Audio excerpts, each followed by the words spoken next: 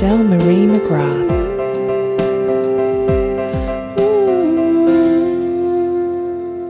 Today I'm speaking to Sas Petherick. Sas is a big-hearted and bullshit-free cognitive coach for real women. She shows you how to experience a life of love, meaning and joy by thinking on purpose. Sas is an in-demand certified coach, the creator of Rethink Group Coaching programs and co-host of the Heart and Hearth Circle. Sas's energy, smarts, humour and intuition guide every transformational coaching session and sold-out retreat. Find out how to amplify your life with curiosity and kindness at saspetherick.com. Hi Sas, so I'm so happy to be talking to you today about this topic. Thank you so much for your time. I'm really excited to be here. I think it's such a rich conversation to be having. No, it's great. And so, would you mind sharing a little bit about whether you've not had a child due to personal choice or through circumstance with us? Sure. Well, for me, it's really been a personal choice. Although I've never tried to have a child, so I don't even know if that is an option for me. But certainly it's been a very conscious choice, and I think mostly because I've always felt ambivalent. Like I never felt the pull, and I remember talking to one of my oldest friends who has two gorgeous little girls who I completely adore and spoil. And she always said, well, you just know, don't you? You just know that that's in your future. And I thought, is there something wrong with me? Because I really don't know that. I've never had that feeling of wanting to be a mother, wanting to bring another person into the world. It's just never felt like something that was right for me. So for me, it's absolutely a personal choice. And it's been a choice that has taken a number of years to really come to a conclusive place around where it's a no for me. I'm very happy to be childless by choice. And that's taken some time to get to that place. Yeah, and you know, honestly, I think that is so honest of you, because I think one of the things as women we're faced with is people don't feel comfortable in admitting that. And I'm with you. I've always been very on the fence about it. You know, like I used to think, okay, you know, I can see that that's very fulfilling for some people, but for me, it's one option. Yeah. It's one path to fulfillment. And like you, I feel that if it's either kind of if it's not a hell yes, then maybe it's a no. You know, like if it's something I don't feel inherently, I really deeply desire to have that experience, and I feel it should be a conscious decision if possible. Then I think, you know, if that's not there, then you know it's not there. You can't force that feeling.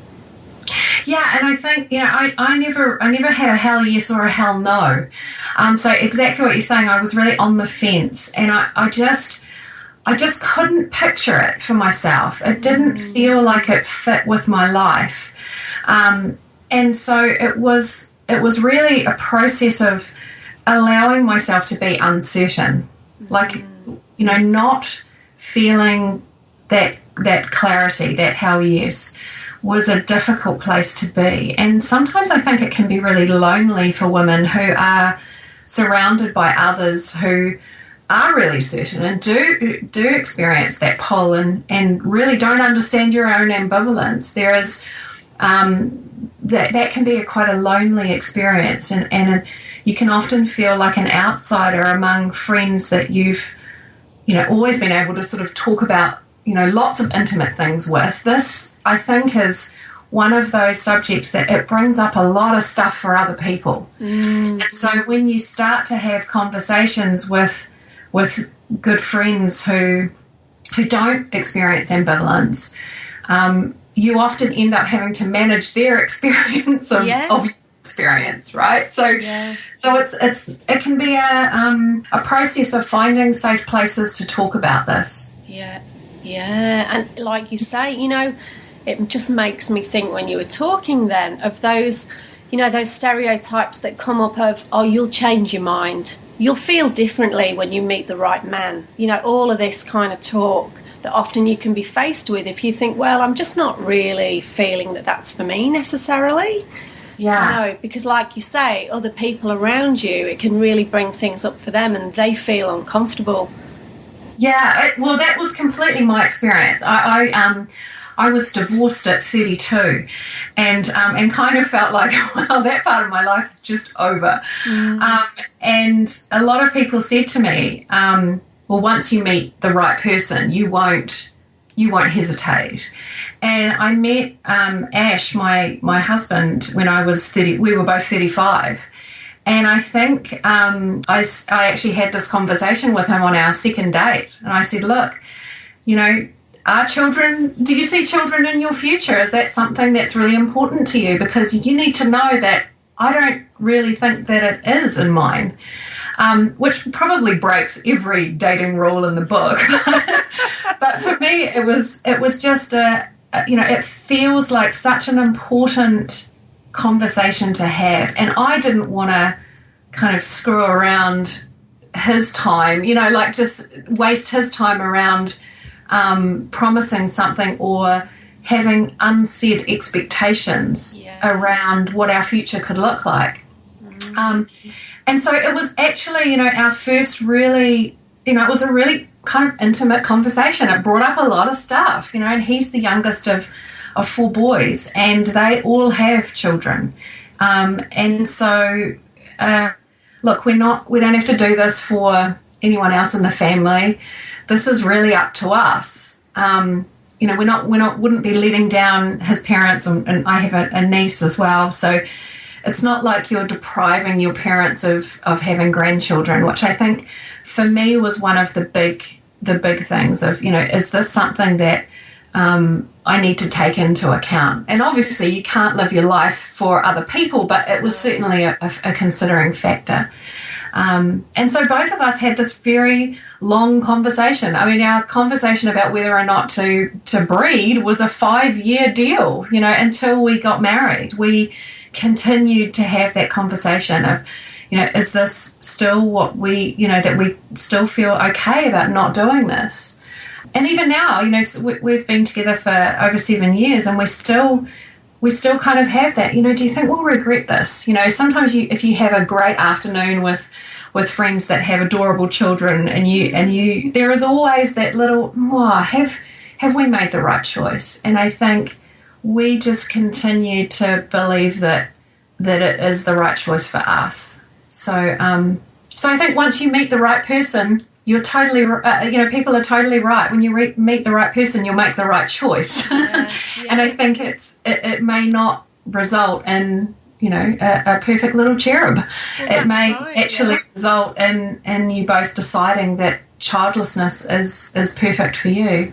And the irony is that, you know, what seems to be is that people that are consciously choosing not to sort of go down that route actually give the whole topic a lot more thought and consideration often than people who are having children. You know, I'm not saying everyone, but it seems to be something that people really wrestle with and consider, and a choice that they keep coming back to. Obviously, it's not something that you just think about one day and that's the end of it. You know, it's something, like you say, that you may revisit over time as you go through different phases in your life, different relationships, or just even different cycles in one relationship, you know. So it's a really interesting, it's just such an interesting thing, because obviously it's such a huge aspect of what we identify in one of the roles of being a woman. Yeah, I mean, it's absolutely the norm is to follow the script, you know. You get married and you have babies, and that's the script. And when you choose a different script for yourself, as a couple or on your own, there is often, I think, the response from loved ones and from, you know, people who just want to have an opinion. Everybody wants that. Of course. That we're actually challenging their script. And actually, I think that there's room for everyone to have their own. That's right. Yeah. Yeah. And also it's that thing of, you know, people seem to have no qualms, you know, complete strangers in questioning, have you got children, didn't you want them, you know, all of this kind of thing. And it can be people that you don't know, you know. It's such a personal topic, isn't it? But it does seem to be one of those things, like you say, everybody has an opinion on it. And we can't possibly know, like, what's right for somebody else. I mean, we often don't know, you know, what's going on with ourselves sometimes, you know. So it's such an interesting time, and I suppose at the point we're at in our lives and our society now, where women are faced with so many different choices and options and all of this kind of thing, and working mums and all that, and not always getting adequate support when they try to get back into the workplace and all this kind of thing. So you can really see why it's such a thought-provoking time for women on this whole, you know, topic.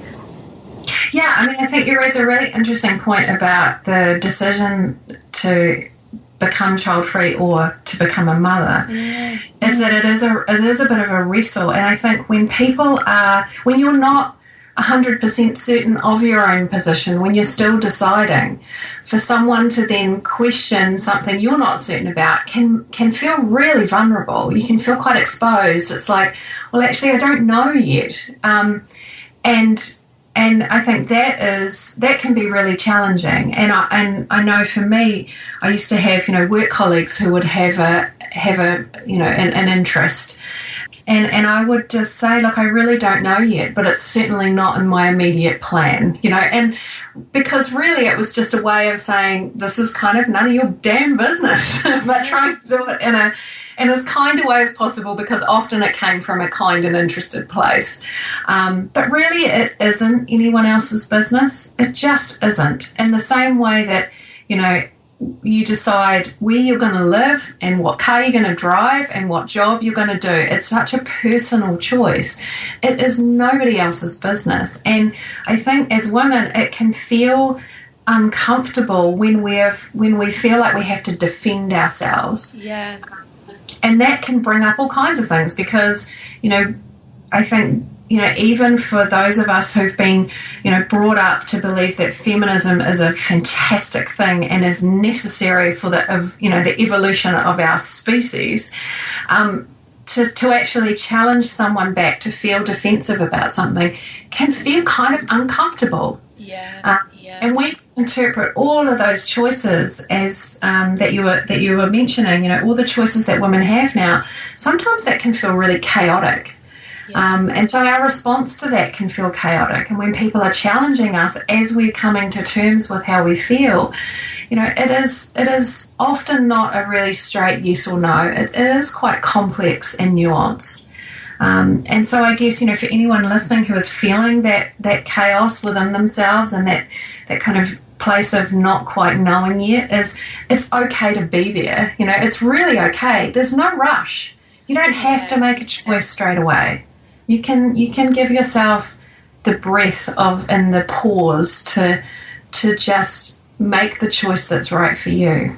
And that's right, because, you know, it's that thing of making sure we're living our own life and not the life that our parents want or our friends want, or, you know, our, like, friends at work or whatever it is.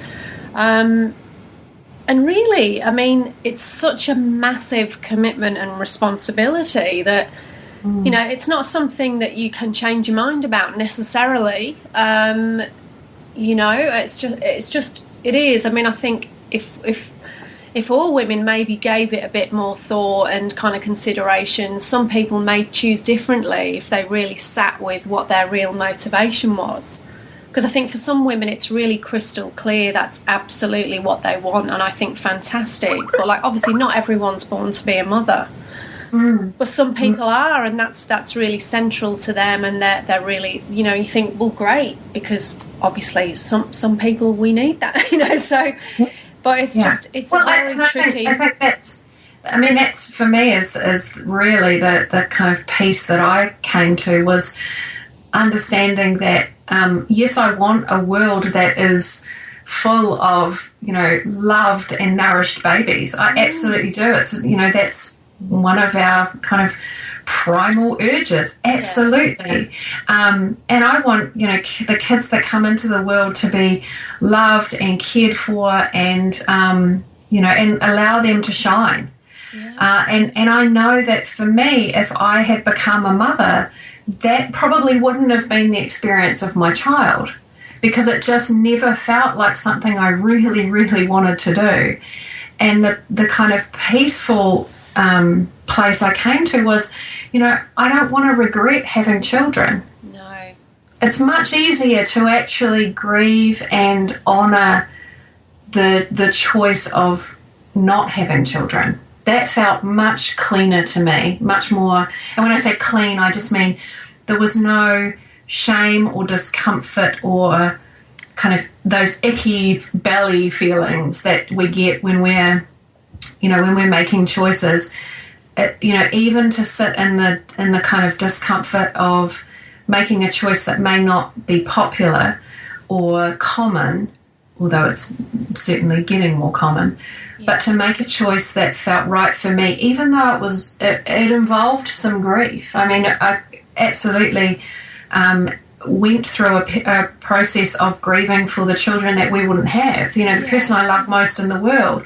We're not going to create another human being that's a mix of our DNA. Like, that's just not going to be the thing we do. And even though that was a very conscious and embodied and intentional choice for us, there was still a period of, oh, wow, yeah, that's not a thing we're going to do. That's just not going to be in our future. And I think just kind of taking some time to honour that, to be sad about it, and to let that be uncomfortable. It still feels like the right choice, but it certainly wasn't easy and clean for a long time. Yeah. And do you think, was that at all, did you feel any kind of influence from your family and friends around that made that more difficult, or were they quite understanding about your decision? I think in the past, I'd had most of the friendships that I developed had been through work or through travel, and so the depth of those friendships weren't that rich, to be honest. It's only really been in the last sort of 10 years that I've kind of cultivated some really deep and rich and nourishing friendships, and I have found that I needed to just be very mindful about who I chose to reveal that vulnerability to. Yeah. And I think that's just about taking care of ourselves. I mean, there's a lot of hype about women's friendships, and how incredible they are. And actually, in my experience, everyone's flawed and disappointing, including me. And I just find that we've met some fantastic people and friendships that are so deeply precious.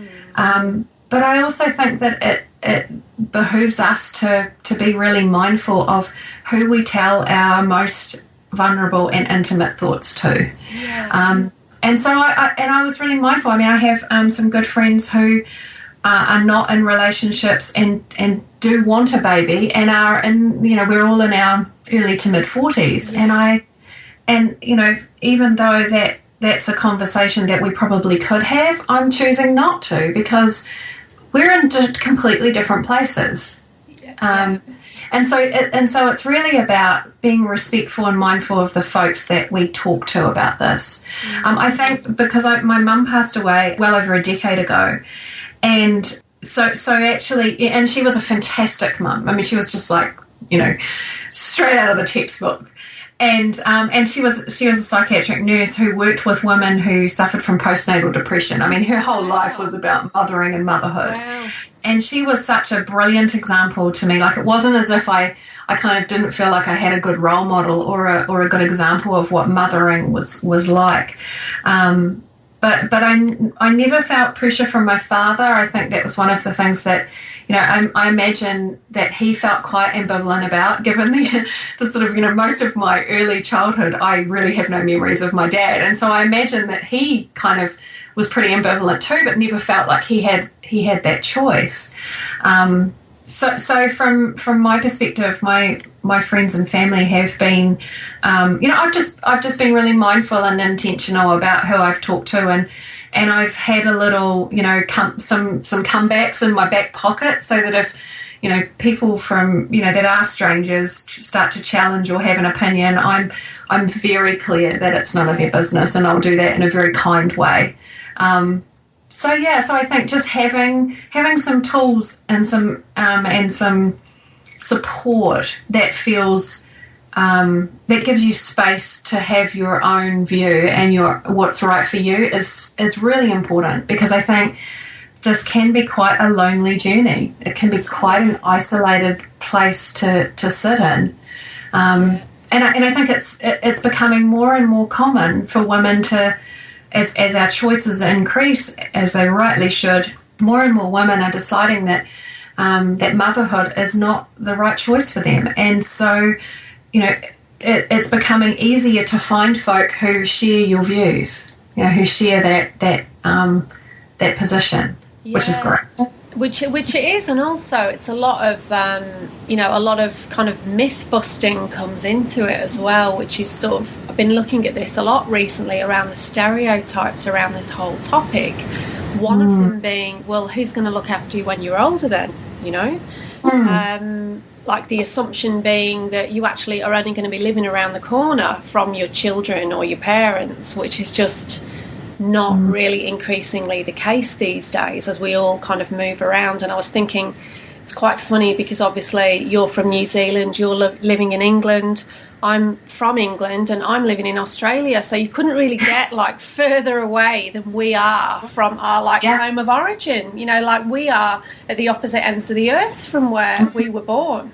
So it's just that you go, well, even if you've got a great relationship with your family, it doesn't mean that you're going to be in that close proximity to be able to be on hand, So what are your thoughts around that as kind of one of those things? Well, I think it's really interesting because that's what people often come back with, right? Well, who's going to look after you when you're older? And my standard comeback is, well, the beautiful Spanish male nurse that I hire, seriously, there are choices,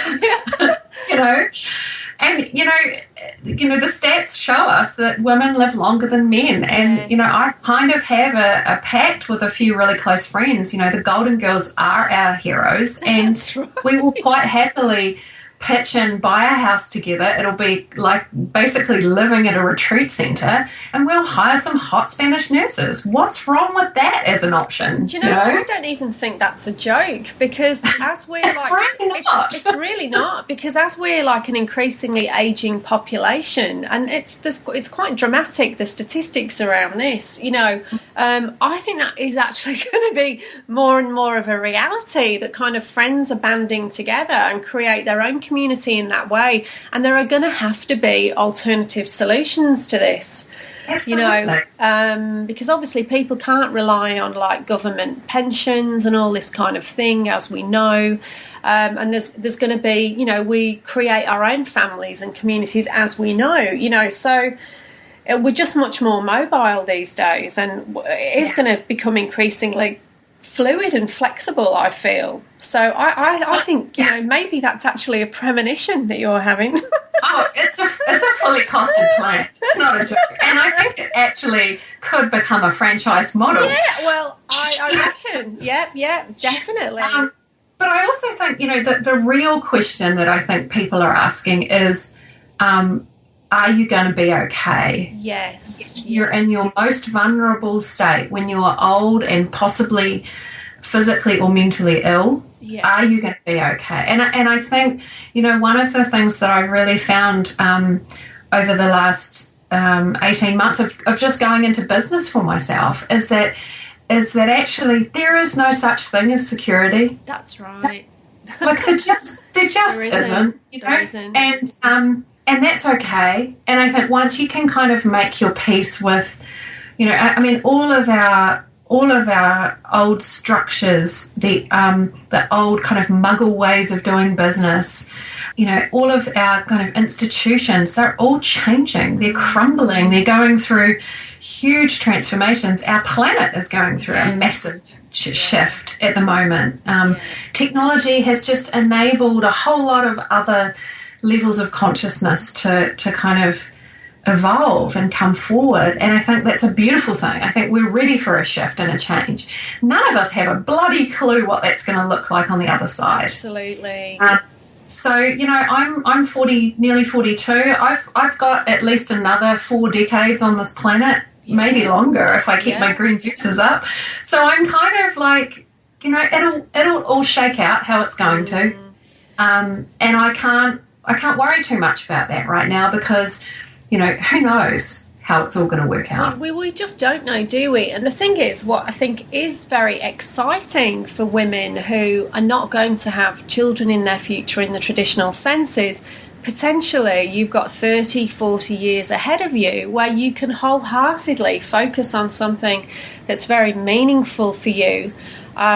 Really channel your energy into something really worthwhile that you feel fulfilled, that you can, hopefully share that with other people that's benefiting them, as well. And to me, that's really exciting. Yeah, and I think that was really one of the key reasons for kind of making the choice. It was definitely at the top of the pro column. If you have a pro column list, the pro column of staying childless by choice was the freedom, the immense freedom that I feel about my future, and what that kind of opens up in terms of possibility. And I've realised that freedom is a huge personal value of mine. And so just having that ahead of me is incredibly exciting. And the second thing is really just the opportunity that freedom provides me with to kind of bring into being other things. Like I think there is almost like this, well, what will your life mean if you don't have children? And I think that sometimes that can feel like quite a confronting question, but it's actually a really interesting one. If you can sort of suspend your self-judgment and get really super curious about that, I think you can reveal to yourself a lot of really interesting, exciting, and perhaps not of the norm answers for yourself. And for me, it's really about trusting my intuition, trusting that inner voice, which is often a lot quieter and a lot less kind of in neon lights, which is what the rest of the world is speaking to us in. And I have to get still for that. I have to kind of shut the noise out. So that possibility, that freedom, it just feels very exciting to me. And for some people, it won't. For some people, it will just feel like kind of that agoraphobia, where the sky is just too damn big. Yeah. And I totally get that. And I think that it's not a right or a wrong. No. It's just, be with your own experience. Trust your own intuition around this. And also realising that it doesn't have to be because you're not going to have a family, you need to do something completely dramatic and become like Prime Minister or something. It could be baking cupcakes. It could be, like whatever it is. It could be something, it's whatever fulfills you. It could be something that is only important to you. Like, well, it's your life, So I think this is the thing as well sometimes in thinking, am I going to then feel that I need to do X, Y, and Z to almost justify the reason that is not my situation? Because we are in this pronatal society, obviously. So there is all. So, have you got any advice for somebody who's really kind of grappling with that, or they struggle with how to respond to people who are questioning them about it? I think that if you're in a place of not knowing what the answer is for yourself and people are questioning you, saying, I don't know yet, is perfect. Yeah. Nobody can argue with that, can they? They really can't. They really can't. And thank you for your interest. I really don't know yet. Let's move on. It's fantastic. That's the short answer, isn't it? Yeah. And I think, that it's really about letting other people's voices wash over you. And I think this is true for anyone else's opinion about anything in your life, frankly. True. That unless you are specifically interested in someone's opinion and you have asked for it, everything else is just noise. It is. And it really doesn't have to have anything to do with you. And so I think just, like I said, that intuitive voice of mine that says it's okay to not do this, which just fills me with a kind of, it's like an exhale. It's a very peaceful voice, a peaceful idea. That's a lot quieter and a lot more subtle than someone saying, but who's going to look after you when you're older, and how can you deprive your parents of grandchildren, and won't you feel odd when you're attending all the barbecues and everyone else has got kids? And sometimes the answer is yes, and it's okay. Yeah, that's right. Yeah, absolutely. And so, because you're very clear in that choice, so what would you like to leave, like, if you had a message or a legacy or whatever of the values that are really important to you, what would that be? Around being childless? So instead of thinking, like, obviously some people are thinking, well, I'm going to continue on my lineage through having a child or whatever. And because we're not going to do that, what do you feel then is important to you in that way? I think that's such a great question, Michelle. I read a while ago, and it really stuck with me, that 100 years after you die, no one will speak of your name. Yeah, true. And I thought, that's such a relief to me. Yeah. Like that 100 years after you die, for most of us, who aren't kind of like the Winston Churchills of the world kind of thing, if you're not going to be like an Emily Pankhurst or a Winston Churchill, then it's very unlikely that people are going to speak of you. And that idea just filled me with such relief. Like, I can just play, it's really okay. You can't kind of screw this up. That's right. And I think that was such a great thing to really embody that idea. 100 years after I die, no one will speak my name. And so don't live your life worrying about how other people are going to think of you while you're alive or after you pass. Yeah. Well, you're certainly not going to care after you've passed, are you? Yes. And I think back, to my mum, who died when she was 53, and she had 3 children, and myself and my younger brother are still in this plane, and she dedicated her life to working with women who had mental illness, and in the latter part of her life with women who had postnatal depression. And at her funeral, people stood up and we just said anyone. It was a kind of a free-for-all that went on far too long. But people stood up and said, if it wasn't for Sheila, we would not have had our 3rd child. Our family would not be complete.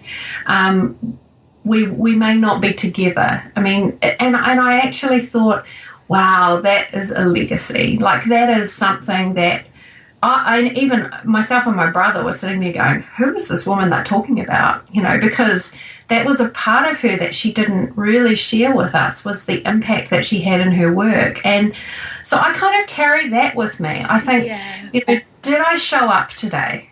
Like, did I bring my best work, or the best I could bring today to the work I do? And, I'm a coach like you, so, I have the best job. I get to work with super smart women and help them create a life that feels good to them.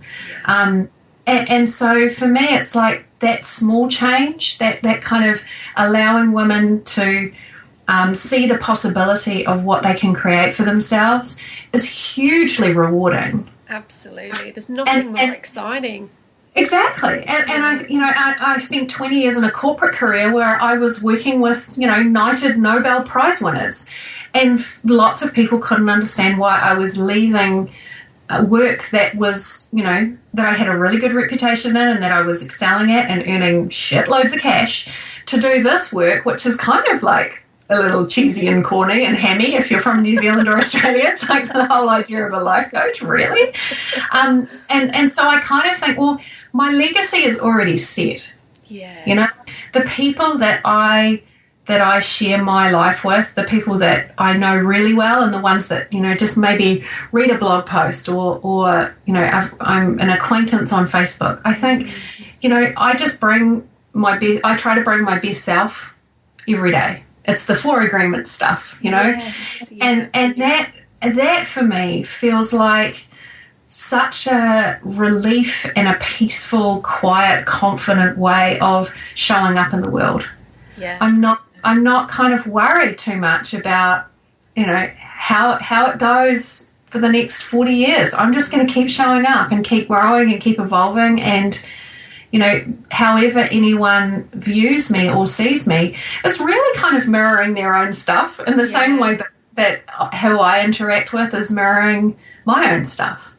And I think just letting go of that need to have a grand legacy or a grand reputation, all of that stuff that in the muggle world seems to be really important, letting go of that has been immensely freeing to me. It really is, isn't it? And it's interesting, like, you come back to that word again, freeing, and freedom really is, I guess, one of those, like, the common thread, and actually probably one of the greatest benefits that you may experience in having that time that's is not allotted to looking after children. It is that freedom, isn't it?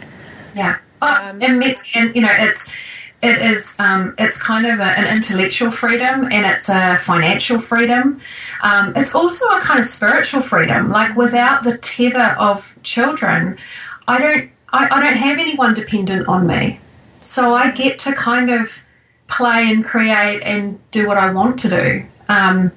So it's the kind of spatial it's freedom, the things that you can kind of touch, like, you know, how you think. You've got, you know, you can sleep up all night. You have more income that you can spend, and certainly because you don't have the responsibility of young children, you're more likely to be in work. I'm not sure that I would have been able to start my own business if I had children, and that's become immensely important to me. So, but I don't necessarily think those two things are mutually exclusive.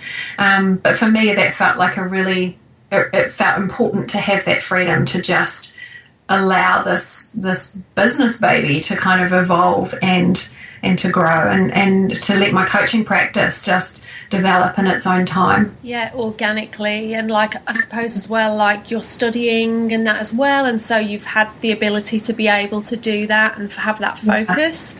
Yeah, and I mean, I've wanted to go to grade school for, you know, 20 years, and now I get to do that, and that's you know, brilliant, and would have been much, much harder, and I may not have chosen that for myself had I had the responsibility of young children.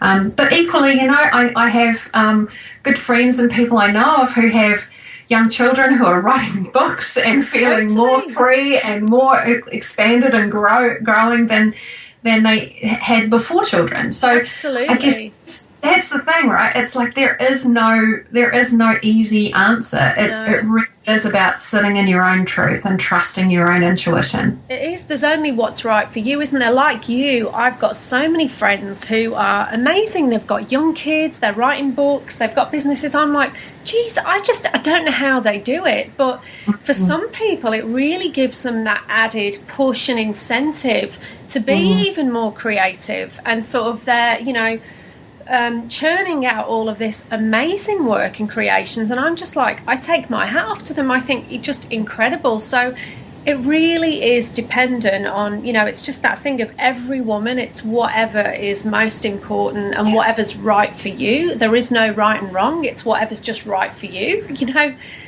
Well, I know when I was in corporate world, and I would be directing big corporate change projects, and I'd quite often be hiring project managers, and, you know, I had in my mind this kind of stereotype that actually did not fail me once, that women with young children make the best project managers.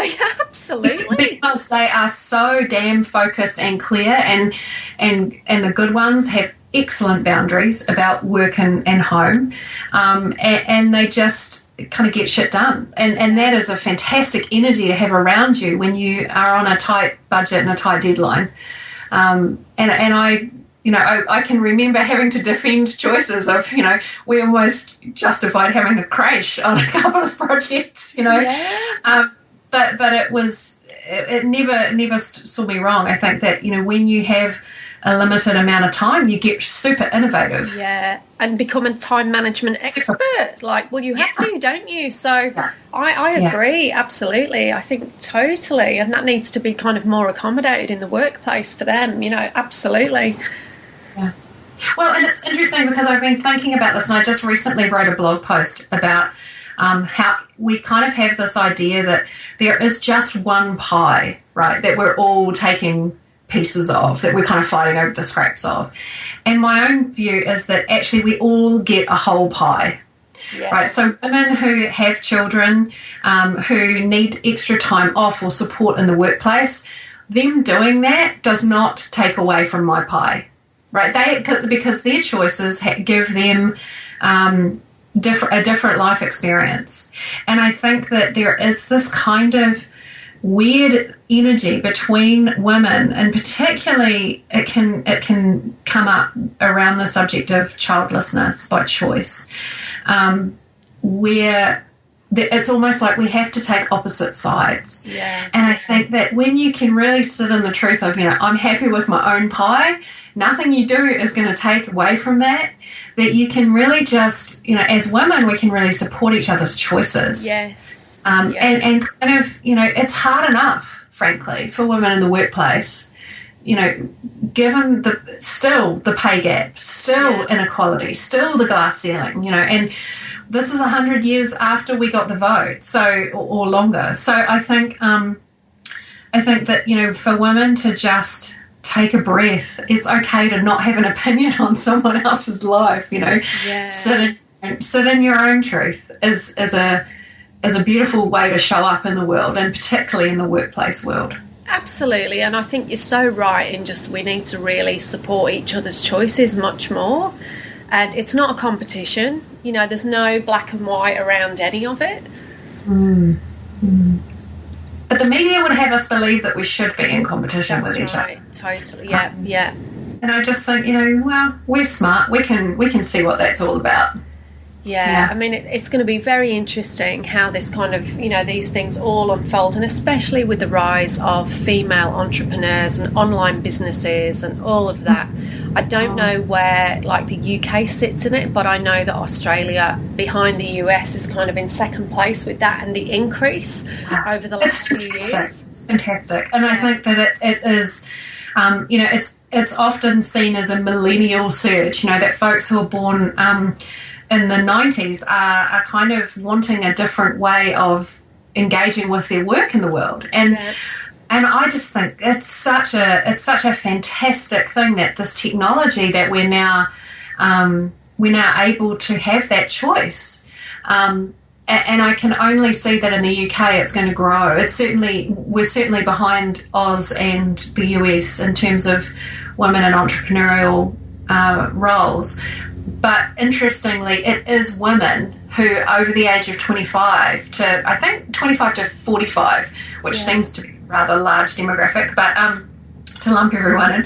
But that is the highest growing number of UK entrepreneurs. Absolutely. And it doesn't surprise me that at the same time we're seeing an exponential growth in women who are choosing to be child-free. Yeah. So it's like we're kind of opting out of the old ways. Yeah. That's one of the ways that I think our old structures and institutions are crumbling, is because women are just saying, this is really bullshit. This is not a good way to be.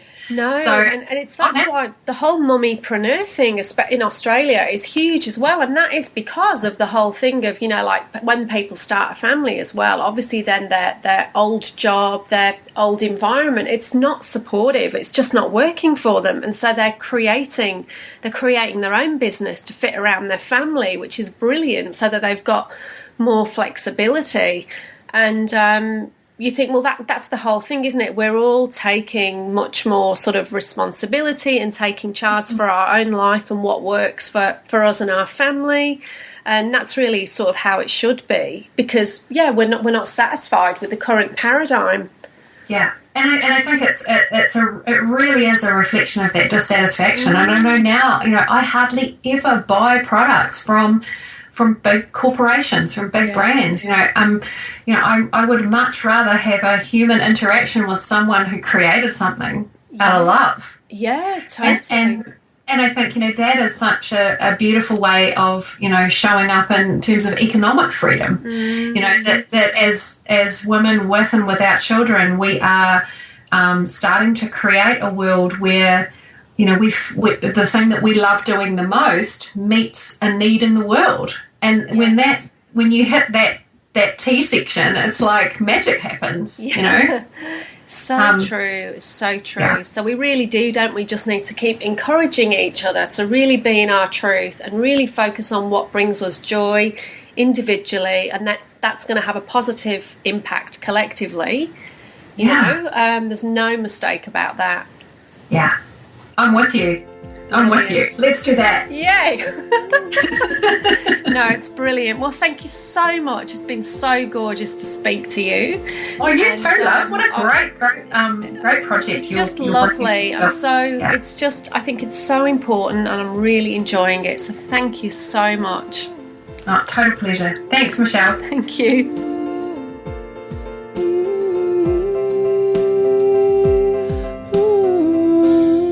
Unclassified woman.